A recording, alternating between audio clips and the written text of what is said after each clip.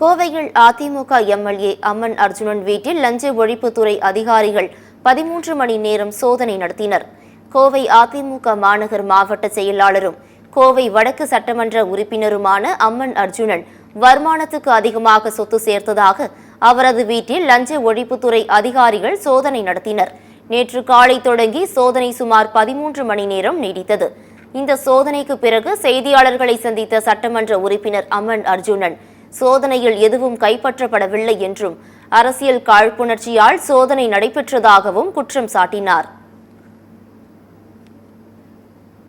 Sir, இது சோதனைங்கிறது ஒரு காழ்ப்புணர்ச்சியில் பண்ணுறாங்க. 2,75,00,000 அக்கௌண்ட்டில் இருக்குது. எதுவுமே நான் 2016 அப்டேட் தாக்கல் பண்ணியிருக்கேன். 2021 நான் அப்டேட் தாக்கல் பண்ணியிருக்கேன்.